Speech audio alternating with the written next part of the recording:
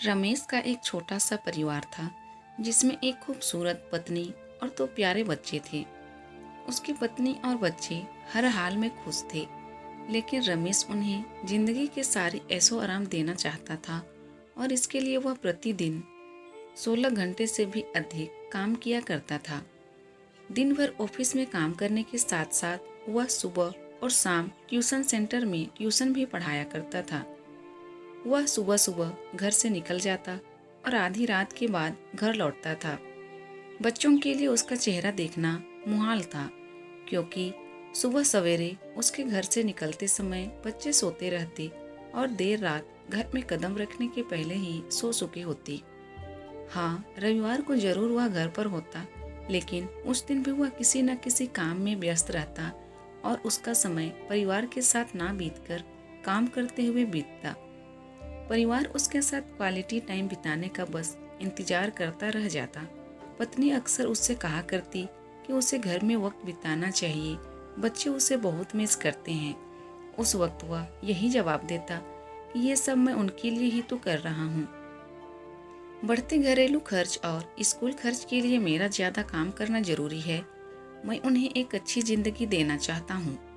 रमेश की यह दिनचर्या वर्षों जारी रही। वह यूं ही परिवार को अनदेखा कर कड़ी मेहनत करता रहा। इसका प्रतिफल भी उसे मिला। उसे पदोन्नति प्राप्त हुई, आकर्षक वेतन मिलने लगा।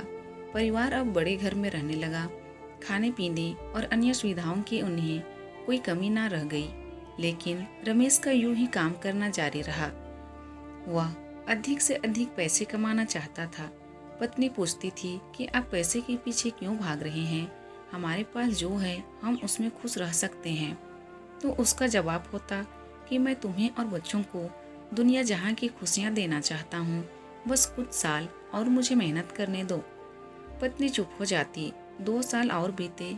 इन 2 सालों में रमेश मुश्किल अपने परिवार के साथ समय बिता पाया। बच्चे अपने पिता को देखने, उससे बातें करने तरस गए। इस बीच एक दिन रमेश की किस्मत खुल गई। उसके दोस्त ने उसे अपने व्यवसाय में हिस्सेदारी की पेशकश की और इस तरह रमेश एक व्यवसायी बन गया। व्यवसाय अच्छा निकला और रमेश को पैसे की कोई कमी नहीं रह गई थी। उसका परिवार अब शहर के सबसे अमीर परिवारों में से एक था। उनके पास सभी सुख सुविधाएं और विलासिता थी, लेकिन अपने बच्चों से मिलने का समय उसके पास अब भी नहीं था। अब वह मुश्किल घर पर रह पाता। उसका अधिकांश समय घर से दूर बिजनेस टूर में बीतता। साल गुजरने के साथ उसके बच्चे बड़े हो गए। अब वे किशोर अवस्था में पहुंच गए थे। रमेश ने भी इन सालों में इतना पैसा कमा लिया था कि उसकी अगली 5 पीढ़ियां शानदार जीवन जी सकती थी। एक दिन रमेश के परिवार ने छुट्टी बिताने समुद्र तट स्थित अपने घर जाने की योजना बनाई। बेटी ने उससे पूछा, पापा क्या आप एक दिन हमारे साथ बिताएंगे? रमेश ने जवाब दिया, हाँ जरूर। कल तुम लोग जाओ, मैं कुछ काम निपटा कर 2 दिन में वहाँ पहुँचता हूँ। उसके बाद का मेरा पूरा समय तुम लोगों का है। पूरा परिवार बहुत खुश हो गया। वे समुद्र तट स्थित अपने घर पर चले गए। 2 दिन बाद रमेश वहाँ पहुँचा, लेकिन उस दिन उसके साथ समय बिताने कोई नहीं था। दुर्भाग्य से सभी उस दिन सुबह आए सुनामी में बह गए थे। रमेश अपनी पत्नी और बच्चों को कभी नहीं देख सकता था। करोड़ों की संपत्ति होने के बाद भी वह उनके साथ का एक पल नहीं खरीद सकता है। वह पछताने लगा। पत्नी के कहे शब्द उसे याद आने लगे। आप पैसों के पीछे क्यों भाग रहे हैं? हमारे पास जो है हम उसमें खुश रह सकते हैं।